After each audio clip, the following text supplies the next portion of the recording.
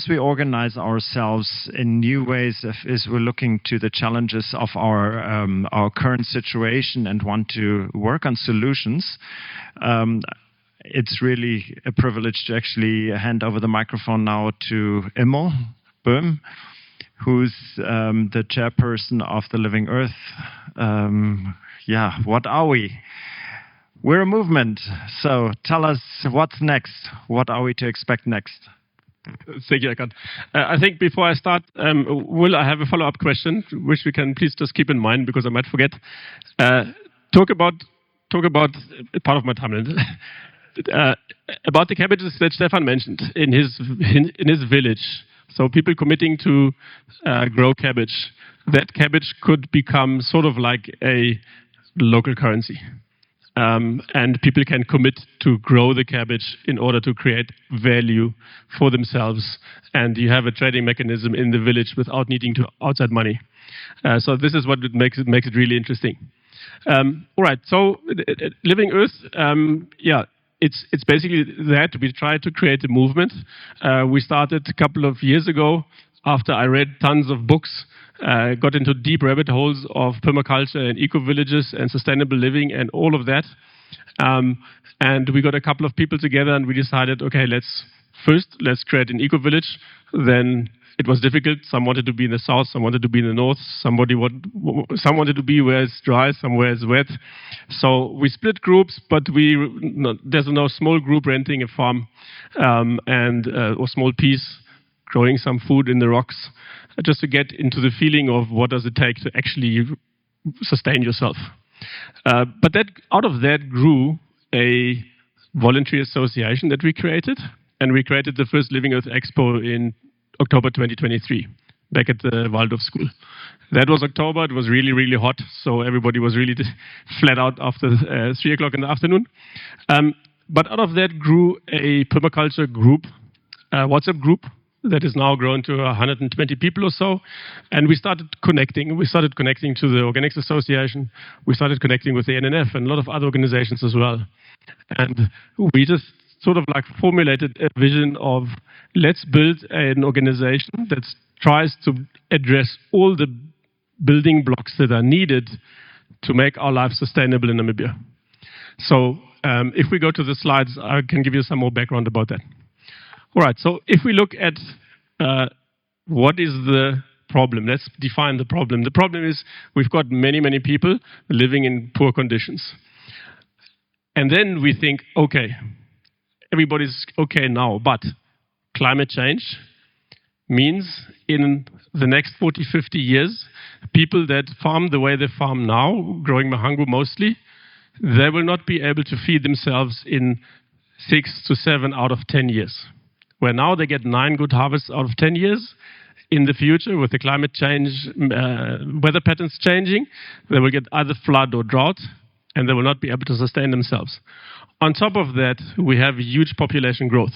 We are now around 3 million people. In 80 years' time, we'll be 6 million. Half of our population is below 20 years of age. And they also want to start a family.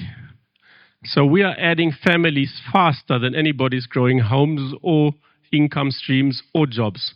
And all the fancy big hydrogen projects and what have you, and the oil and or not oil, we can create as many jobs as we want there.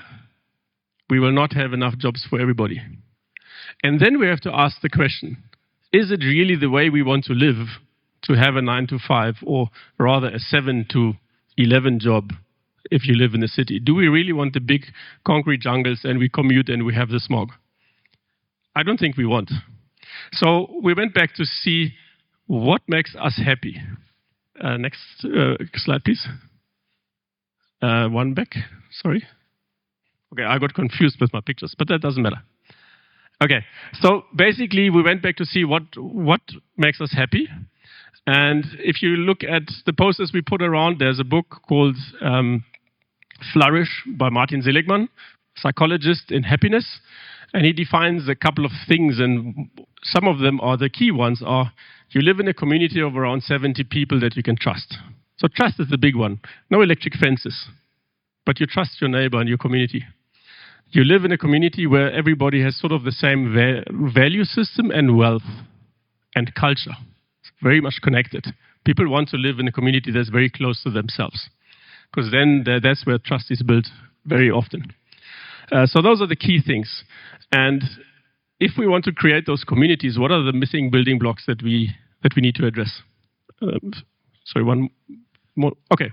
So then we started thinking, okay, let's look into the future. We are 6 million people. We all need to eat. We all want to feed ourselves. We don't want to import stuff. We want to create local economies. That means we need to produce things where we are. If we want to avoid the slums, if we want to avoid migration and all the kindergartens that we have in Katutura that are unfunded, we need to make people productive where they are. And that people can be productive wherever they are. This is a farm near Helmringhausen, and there's nothing but rocks. But they're putting down water structures. They're putting down structures that keep the water in the landscape. So when it rains every 40 years or so, I don't know how often it rains down there, there's more water percolating into the ground, making the ground more productive. And then they grow prickly pears, and they make prickly pear juice and lemon juice and things like that. You can taste it here at the bars. So you can be productive even if your situation is really, really dire. It's all a question of skill and hard work. So we can actually produce everything that we want here. You've seen the hydroponics units. You've seen the aquaponics units right there in the back. I'm growing food at my house with just 3,000 liters a year. I'm running an aquaponic system. And that water I catch from rainwater. And I grow fish and veggies. So there are a lot of different ways of doing that. We just need to put them out there and get people to learn about them and all explore them as well. So we can grow very dense food growing systems. And we talked about that in the food talk. High intensity food production systems, low labor, but they produce a variety and high variety of nutritious food. Something like this is called the food forest. So we are now starting to explore ways of creating these in all the different landscapes. Thank you, Karen. So some of the building blocks that we want to create as the Living Earth movement is quite a lot of things. We want to have a school, and we've started with a wiki. There's a growyourfood.africa wiki with a lot of articles about everything. Sustainable housing, food production, water retention, shelter, all of that. Business ideas for SMEs. If you don't have money, you can go there and find ideas that you can start. The Living Earth movement itself is a think tank. This is where the Expo comes in. We want to connect people and create a network of everybody that starts to think in this holistic direction. In the shelter talk just now, we talked about architecture being sort of like a silo and not considering a lot of other things like permaculture. So we want to connect people, and this is what we do with the Living Earth Expo in a big way. Out of this, we want to create a cooperative where we work together, and everybody that joins the movement can be part of the movement and can earn as part of the movement. There's a lot of different ways, but it's a lot, and I don't have much time. Next one, please. So just to give you an idea, if we say we can't make business in the desert, here's a picture of a guy in the Negev desert in Israel. He started a business growing coral. You know, like where you go snorkeling in the Bahamas, this is what you see, is coral. He's growing that in the desert because it's dry, there's no bacteria, there's nothing else in the air that pollutes. And he's got a warehouse full of these corals. He makes a lot of money, and the corals are used for medical implants. And he has a business deep in the desert somewhere, and is not even using water. So there are a lot of ideas. We just need to find them, and we need to get them out there. Typically, what we have in Namibia, we've got these startup competitions, and we ask people to come up with ideas. But many people don't have access to finding those ideas. So we as a network, we can find these ideas, and part of my company is that also an idea that I found, that I've just brought to Namibia. So we can do much, much, much more of that. Yes, so that's basically us. We have a couple of projects. Growyourfood.africa is a wiki that we started. We have the permaculture group. We have a permaculture website, so you can see the projects online that are active. And then we have on livingearth.africa a lot of other projects as well. So part of that is that we want to write a book of our vision for Namibia. And it's not 2030 vision with highly industrialized society and everybody slaving away.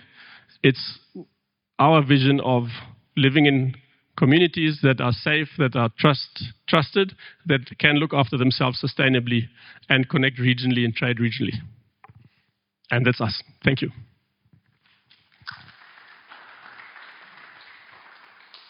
Thank you very much, Immo.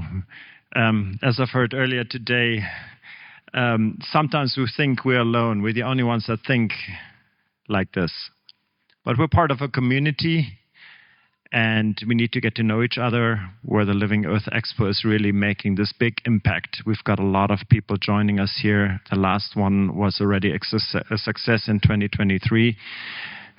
Today and yesterday, it was another eye-opener and motivator. So we want to continue this movement with you together. We wanted to reflect the Namibian diversity, and I think we're on a good path. Does anybody have any questions for Immo?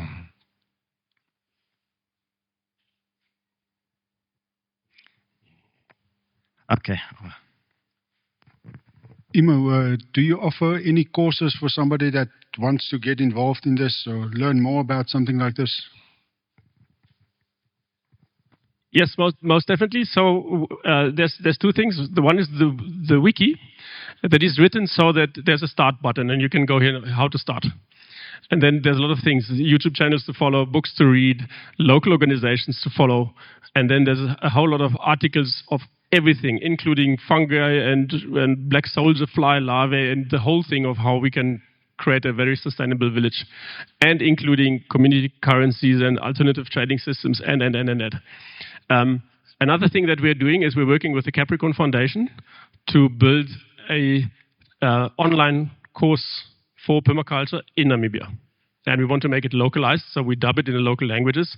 Very short videos that can be shared on WhatsApp, so that everybody can really, that has access to WhatsApp and a basic smartphone, can start learning online and skill themselves up. To motivate people to do that, we are running a pilot project in Groot-Alp as a permaculture project, and we are working with the bank to see if these permaculture projects, and now there are quite many that we have collected, that they are actually productive and they work in our context, and that people with the skills level that they have can actually manage. And out of that project flows a competition, a national competition, where people can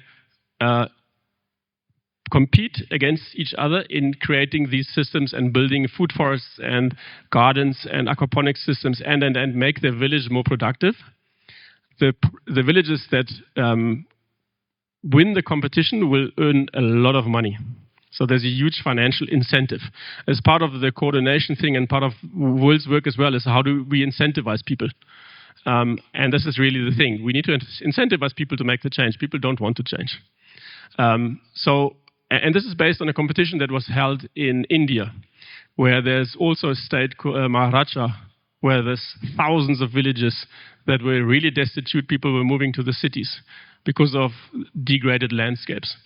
So then there was a Bollywood star, and he said, let's make the competition and get the people involved in making water harvesting structures, building ditches where the water gets stored and sinks into the landscape.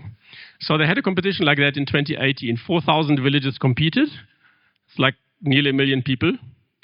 And they had a huge competition all over the news, all over TV. It was a big, big, big story. And people got motivated to get involved. And now people are actually moving back to the village from the slum because the village is productive. So this is the kind of stuff we are working towards. In a Namibian context, we have from very wet to very dry. So there's some basic things that we still need to put in place. For example, a map of what grows where. We don't know. We have a big tree atlas of all the indigenous species, but we don't know how to grow cabbage over there versus over there. So this is something that we work together with the Organics Association, with the Namibia Nature Foundation, try to put the basics in place that allow everybody to really skill themselves up and be productive and motivated. I hope that answers your question. Great. Thank you, Mo. Another question over here. I don't have a question, statement, rather observation. You know what I observe in Namibia? We operate in silos. We are resistant to work together. We build walls. Organization thinks they're superior to the other ones. If I look at this environment, it's a combination of like-minded people. Where are the multipliers? UNEM, NUST, the vocational training centers, the many NGOs which are doing home gardening, community gardenings, whatever. See what they do practically is in total contrast from what you're suggesting. Unless we create links, sensitizing, informing. If it comes to permaculture or whatever things, what opportunities do we have to do a short course, an insight course, appetizer? You know, that's all the things which are lacking and which need to be addressed. So I think it's a starting point. But me working for NGO, getting my colleagues here, no interest at all, because we know what we do our own things. And I think these sentiments are shared with many other organizations, and I think that is a big barrier to progress. Thank you. I think as we continue to grow this movement, we'll get people so excited they have no choice but to join us. Maybe just add on to that. So Living Earth, you're talking about NGOs and everybody's in their silo. What we want to do as Living Earth is, what we're doing is we're setting up a company. Living Earth is a company. It's called Living Earth Projects Pty Limited now. And everybody that participates, time, skill, money, mostly not money, but giving land or something like that, earns shares in the company. We work with sort of like a fudged community currency thing. We call it merit voucher. So you pitch and you help. It's like the helpers we had around here. You get merit vouchers, and once a year you can convert those merit vouchers into shares in the company. Class A shares, which are not purchasable from anybody else. You have to earn them. You have to be part of the movement to get shares. Because then you care about the company. So the voting power in the company only lies in those people that really care and the pitch and the work. If somebody wants to give in money, they can get Class B shares.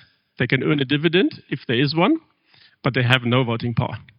So this is the kind of bridge that we want to build between what is now emerging as a decentralized autonomous organization running on blockchain, which is like a very far off concept from where we come from. So we bridge that thought into what is currently available as a legal framework. And then we just move it a step and a step and a step. With the idea is that people are more motivated to work towards a good cause if there's financial gain. Because you have to put food on the table. So that's going forward what we want to do. And then create a movement that's big enough to lobby and to connect and to bring more people into the fold and be self-sustaining. I think that's a key one. Be self-sustaining, that we don't rely on aid. I hope that answers your questions, Günther. Yeah. Can we get back to Will with my question? And then he can look. Yeah, actually, these are still your questions. This is your 5 minutes. Or unless, I think I've got another one here from Minna. Another question and statement. Thank you, Stefan. We appreciate it. Have a safe trip back to Malta. Take the tar road. Okay.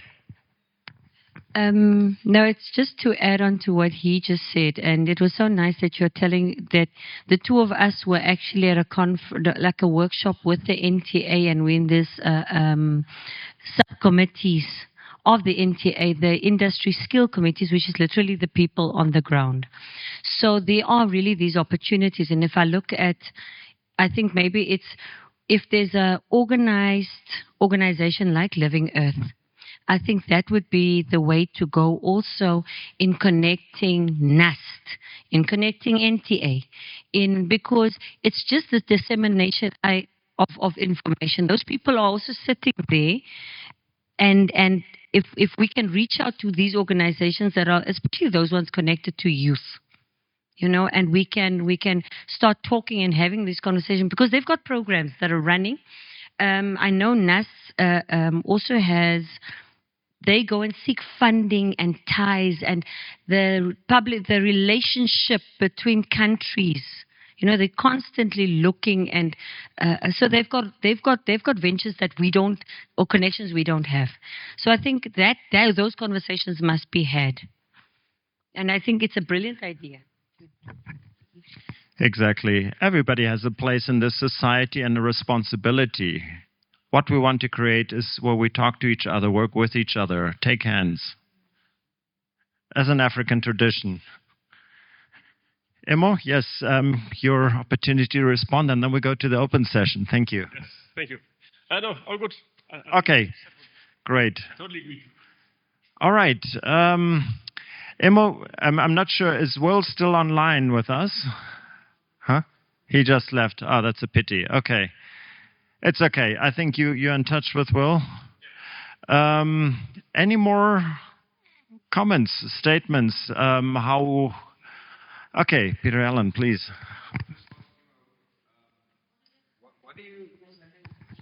This mic. Immo, what do you find is your biggest challenges at the moment? What are your biggest walls? I think there's two.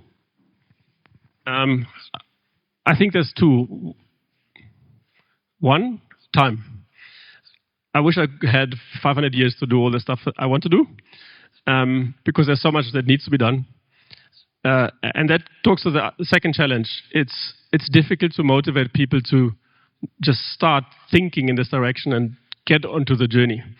I think from the numbers of visitors we see here today, and we've really made a huge effort in putting the Expo out there, the acceptance of people of making a change, and maybe they see us as the weird people. I don't know, the hippies. Yes, maybe it was our marketing with the green hair. I don't know, but people think they're so stuck in their ways. They're so stuck in their system.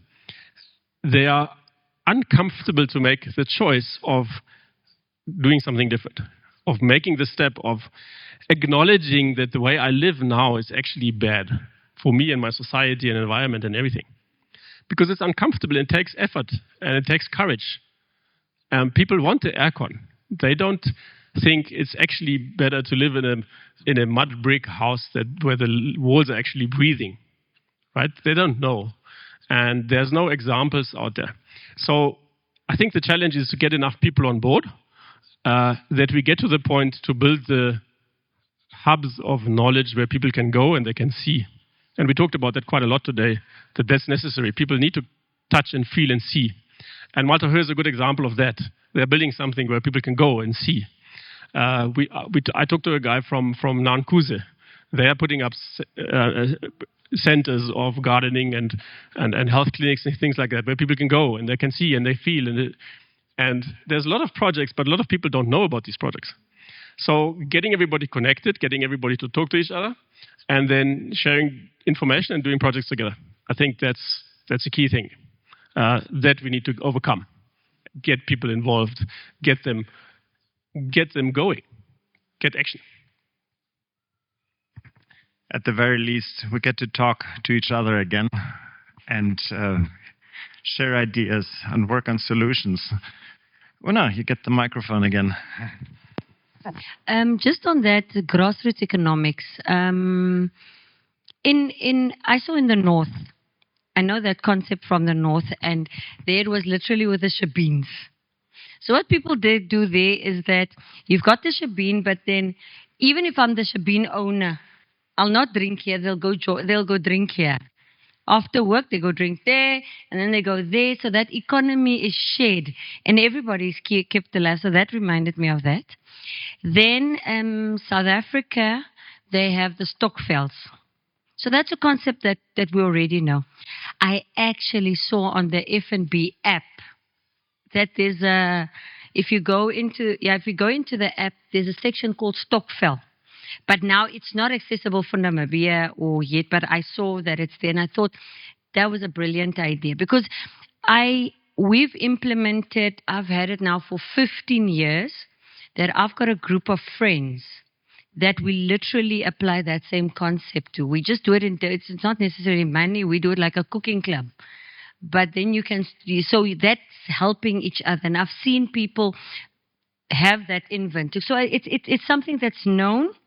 And I think it's those easy, low-hanging fruits that we can easily use because it's already there.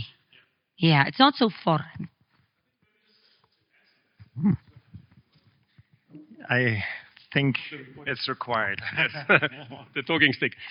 So it didn't come out in the talk just now, but if we look at what Will has done in Kenya, he has probably, with all the different projects that he's done initially, they printed community currency like in real vouchers. He actually ended up in jail because of that, because he issued the currency and that's not allowed.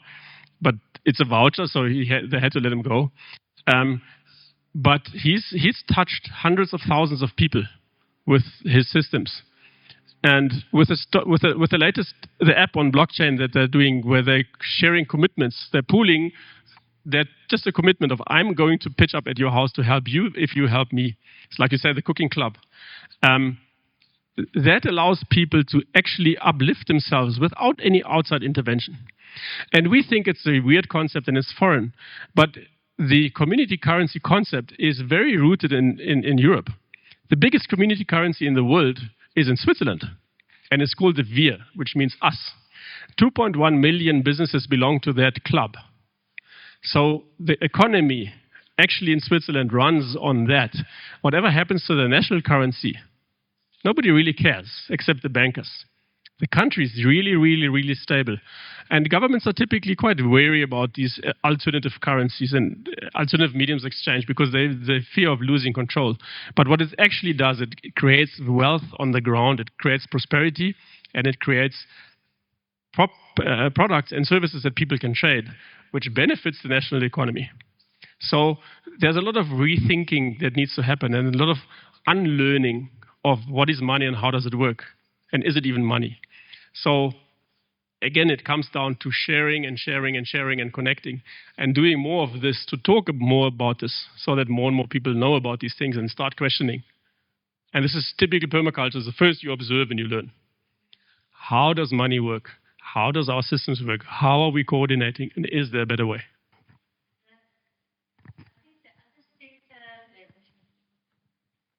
Okay, look, for instance, with me now, I had my father that was more the farmer, but he was communal areas. Then you go here, and then if you stay, then you have to move to the next one. And so my lifetime, he's never had a farm. And then we decided to, like me and my brother, with my husband, my father, we then bought a farm. But that was now just after, he's not all out, but it was more looking towards him. But now we see that, yes, it's actually something that I'm interested in. So you've got land, and yes, they do cattle, but I want to do permaculture. So, but I own land. And then you bought this farm, and so you've got this chapter of people that are landowners, but they don't know much. And even when I said wiki, and then I went to go look wiki, and then they said the first thing it gives me is Wikipedia. You see, so, but that lack of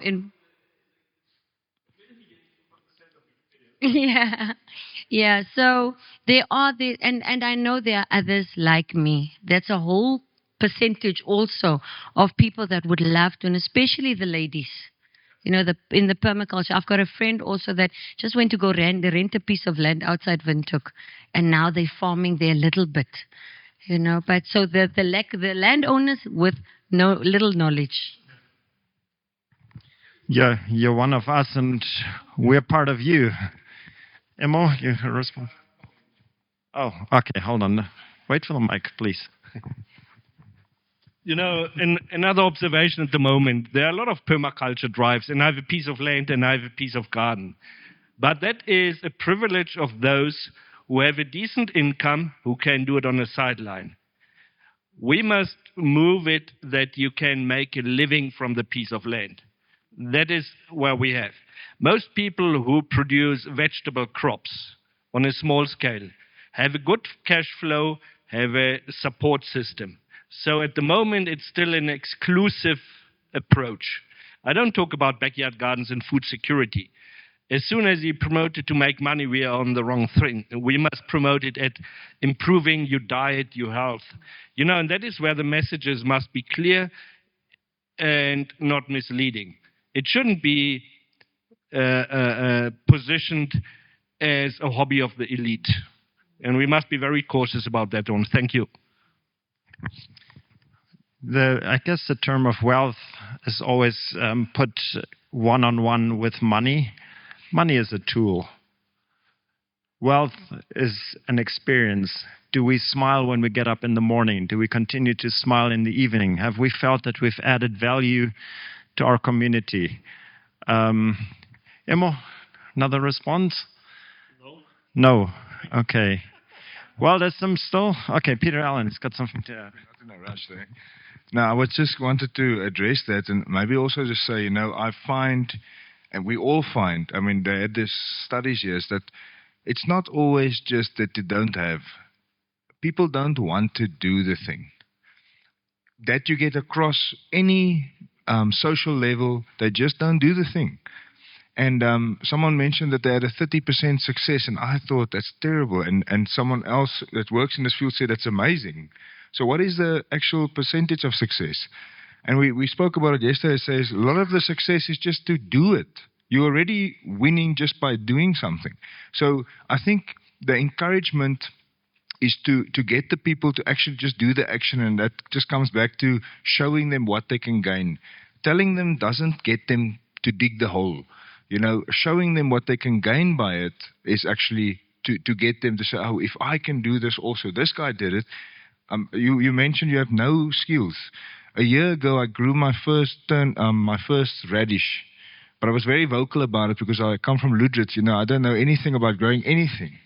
But I had such a support doing that I felt, yes, these people are so awesome.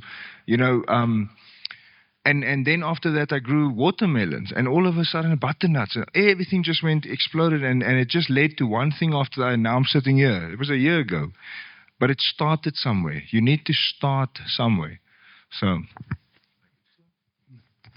Actually, Karen will probably shut us up, but we don't have anybody behind us. It's an open conversation now. But thank you for that, because I was, and the health factor. Oh my word, the health factor.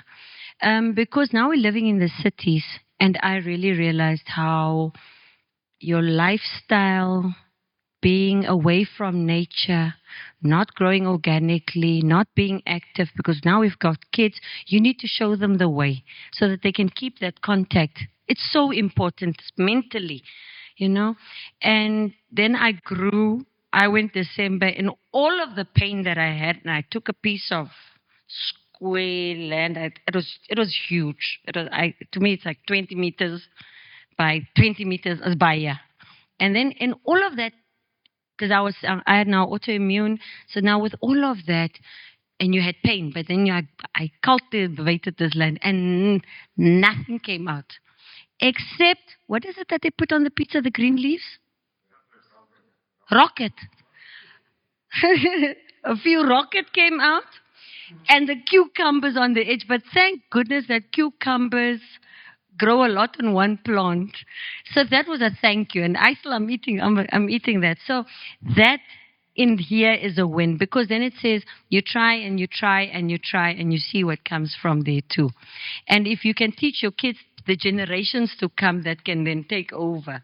So that counts for a lot. Yeah. Okay.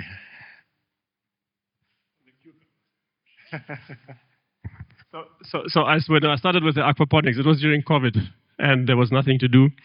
So I set up this little greenhouse. It cost me $800 because I made it from pellets and from rubbish, just to test whether it works. And it actually worked. And I grew this cucumber, and then you're supposed to prune it. So I had this long vine, and it was hanging full of cucumbers, and we were all getting excited. And there was another vine over here, and I wanted to prune, and I cut the main stem. All of it dead. You can imagine how happy I was. But what I actually want to get back into the topic, what I want to say is, if you read the book, How Change Happens, it's also in the wiki. We only need around 3.6% of the population to go in a new direction. And this is with all change, with whether it's the washing machine that's introduced or whether cars or horses or whatever, technology or methods, systems. If 3.6% of people move in that direction, the rest will follow automatically because they see the examples. And you have this adoption curve of the pioneers and the early adopters and the early majority and so on. So where we are now, we are in the early pioneer phase. We are just like finding our feet.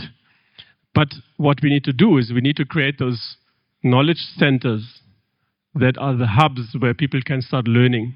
So if we start with 14 centers, funny enough, it's like with the regions we have more or less, that is enough to grow from 14 to 28 to, I don't know, double that. So when we get to the 140 centers that we need with around 40, 50 people living around it to get to the 3.6%. And then we have a majority, and then it's not stoppable. So we just need to plant the seeds. We think we need to convert 3 million people into new ways. We don't. It's just us. And at the last Expo, we had as many visitors and guests as yesterday evening. Today there was a little bit more, so we're already more than double than last. And if we keep doing that, then good. A year ago, there was no permaculture group. Now there is one, and there's 115 people, and they're just getting added. So we just keep going and communicating and connecting, and we'll get there.